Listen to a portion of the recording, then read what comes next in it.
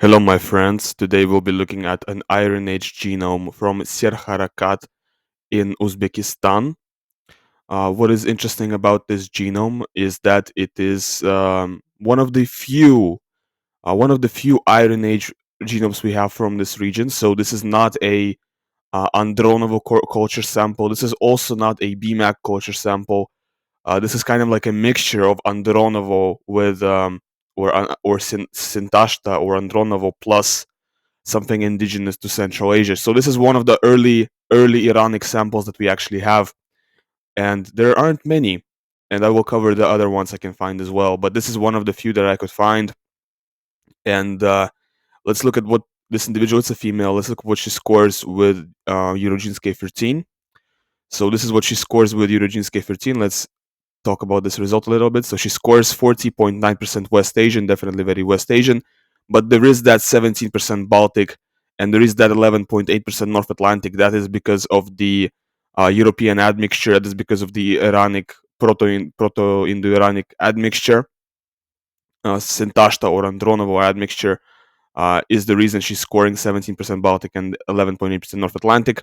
She is scoring 12.17% South Asian, which is something we will talk about. I can actually explain the South Asian admixture. It is because of the Harappan or something, some kind of ASI like admixture that she has. She's scoring 10.4% East Mediterranean, which is kind of something. It's a component that she picked up from um, the farmers of Iran, Iranian Neolithic farmers, and BMAC. There is also 2.39% West Mediterranean. This is a component that she picked up from the um, Proto-Indo-Aryans, from the Sintashta and the Andronovo people, because it's a very European component. And then she scores some other stuff such as Amerindian, Siberian, Sub-Saharan African, Red Sea, and Oceanian. These are really minor percentages, and they just kind of come up as noise, in my opinion. And with the Oracle, she's actually closest to various Caucasus populations such as Tabasaran, Chechen, Lezgin, and after Lezgin come Tajiks, and after that come Kumyks, Kabardins, and only after that come Pashtuns from Afghanistan. So she's actually more similar to populations of Dagestan, such as Tabasarans or Lezgins, than she is to populations of South Central Asia, such as Tajiks, which is definitely very interesting. I think that is because she lacks a lot of the East Eurasian admixture that Tajiks have, at least Tajiks in this oracle. So because she lacks this East Eurasian admixture, she's very Caucasus-like in her result, and because of that, with Eurogenes K13, she's actually closest to various populations of the Caucasus. Definitely very interesting. Let's see what she has for the haplogroup. So her haplogroup is actually M5A, and her mitochondrial lineage, of course, because she doesn't have a Y-DNA. Her Y-DNA doesn't have a Y-DNA, so we can't really know what Y-DNA her father had, because she did not inherit his Y chromosome. So doesn't have a Y-DNA. In terms of the admixture with G25, I just want to make a little model for you to show you what kind of what archaic admixtures comprise her. So this model, I included Sintashta, Shahri Sakhta, Bronze Age period 2. The Shahri Sakhta, it's kind of meant to be as a proxy for Harappan admixture or South Asian admixture in general. And then there's Parchai, early Bronze Age, which is meant to be like a BMAC source. So let's see what she scores with this freeway admixture model. And as you can see, she is scoring 50% Sintashta.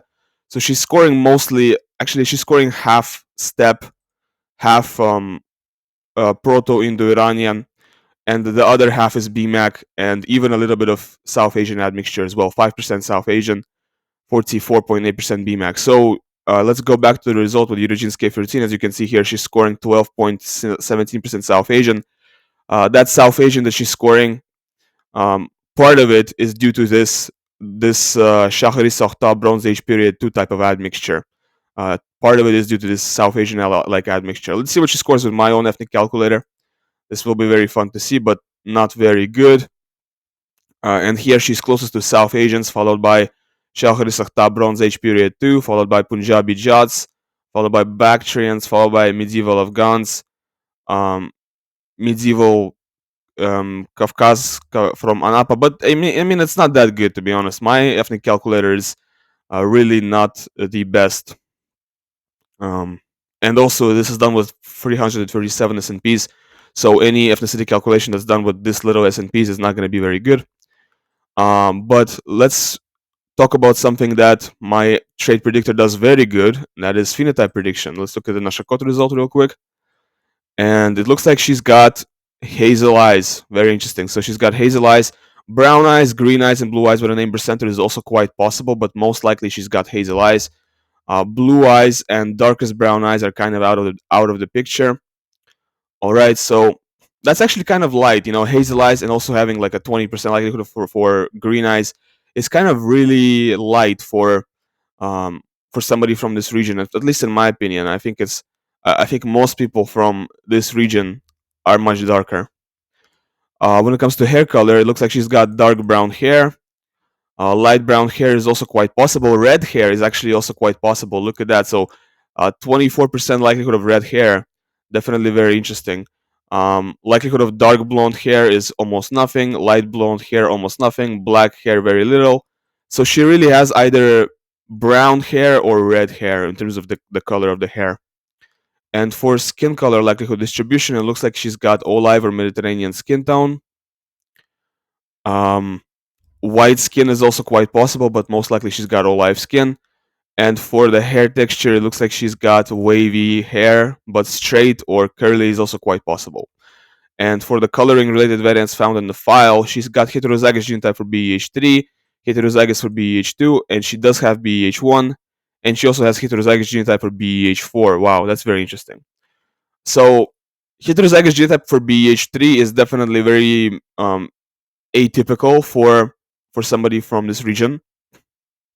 Uh, it's a very European, it's a very Northern European blue eye variation, and you don't typically see it outside of Europe. So that's kind of cool that she has heterozygous genotype here. That's kind of unusual, I think. But heterozygous genotype in BH2 is nothing unusual for this region. There's people in South India with this kind of genotype, but the heterozygous genotype in BH3 is definitely very, very unusual, having the light color variant here. Um, when it comes to SLC45A2, she's got heterozygous genotype in this variation, so she's got one light color variant in SLC45A2 for the light pigmentation of eyes, hair, and skin. She's got two light color variants in this variation of SLC24A5 that has to do with pigmentation of skin. So she's got the Eurasian light skin variants here. And for Kittle G, okay, nothing relevant is determined. Nothing relevant is in the file. That's unfortunate. Okay. And for MC1R, she has this genotype which corresponds to, she has light color variant in this variation of MC1R, which is part of the reason why she's scoring so high for the red hair. All right, definitely very interesting. Let's close that. Let's see the phenotype oracle. What kind of phenotypes she resembles most? And the closest phenotypes that she resembles seem to be this. Well, she's a woman, so for her we only look at the second part, only the female part, followed by this, and for the models, for the admixture models, let me expand it. Hold on. So the closest admixture model for her is a mixture of this plus this, 50% this plus 50% this. The second closest admixture model is 50% this plus 50% this. And it's not an ethnicity calculator. It has nothing to do with ethnicity, right? It's a phenotype calculator. So a lot of people don't understand this. How come I am like Jewish, but I am seeing this Hallstatt Nordit phenotype showing up that has nothing to do with my ethnicity? Well, because the reason you see this Hallstatt Nordit phenotype show up is because you look this way. It doesn't matter what your ethnicity is. When you look this way, you're gonna get this phenotype in your result, right? A lot of people don't understand how this works because it's actually a phenotype calculator, not an ethnic calculator. And I mean, it's just kind of this is very difficult to make in the content, so I'm gonna skip that part. Um, yeah.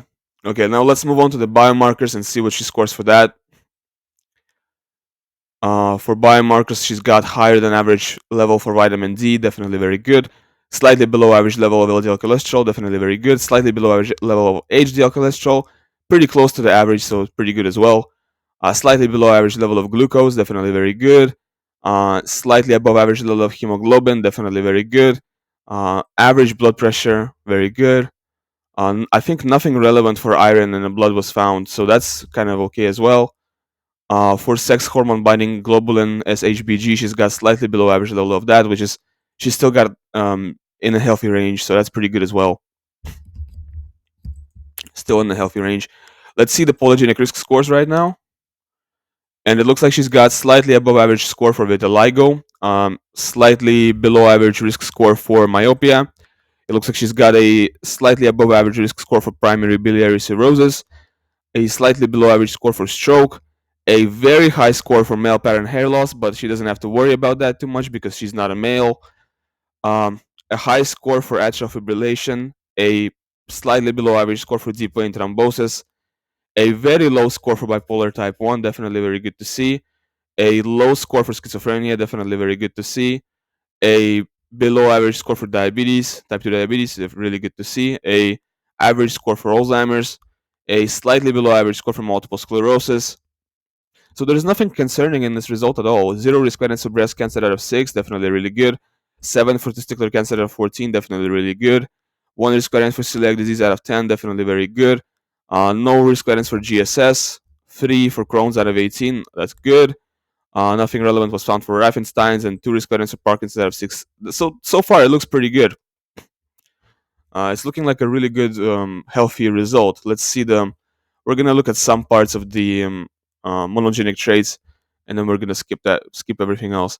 So she's got warrior genotype in COMT, which means quicker breakdown of dopamine, more activity of the COMT enzyme, and therefore less dopamine in the system. So individuals with this have advantages in stress resilience and disadvantages in attention and motivation tasks. She has 2 no-go learner variants of the 2 spirophilins in pro variation, which leads to a significant reduction in dopamine D2 receptor sites in the brain. Definitely really good to see. It's kind of a good genotype. Like it's a genotype that has some advantages when it comes to no-go learning in particular, and also reduction in the risk of schizophrenia. So we're gonna skip everything else. Does not carry the European lactose persistence mutation. Do I want to talk about this? No, I don't really want to talk about any of this. She doesn't have East Asian genotype in EDAR, so she's got a European genotype in EDAR. She's got some genotypes for higher odds of protruding nasal bridge and larger nose size. Definitely very interesting. She's got in the HLA gene, she's got some risk variance for vitiligo. Definitely very interesting here. She does not have micropenis. I'm highlighting just so that you know where I am in the result currently. Actually, neither of the EDAR genotypes she has are East Asian. Both of her EDAR genotypes that my trait predictor looks for are very European. That's definitely very cool. We're gonna skip that. MCH4, we're gonna skip that. Leukemia, we're gonna skip that. I don't really care about this. For the AR gene, she's got GG here, which corresponds to typical or higher odds of baldness. All right, so as you can see, she does not have the allele, the A allele here that protects from baldness. Okay, for the HIV resistance panel, it looks like she's got 1 protective variant here, which protects from HIV, which is definitely really, really cool. Muscular dystrophy myopathies, no risk variance for that. Really good to see. Color blindness panel, no risk variance for color blindness. No fat gene variants in FTO, so as you can see, she's not predisposed to obesity. That's definitely really good to see, at least based on her genotype in FTO. Her syncope risk is slightly above average, but that prediction is done on the basis of 2 SNPs. And for blood group panel, it looks like her blood type is type B. Type B is kind of rare. It is really an uncommon blood type. So type B blood type is pretty uncommon, but it looks like that's her blood type. Well, that's pretty much all I had to show in this video. Thanks for watching my video until the very end. Leave a like and subscribe if you enjoyed it. And also, you can download this file in 23andMe format from link which is in the description of the video. Thanks for watching. Goodbye.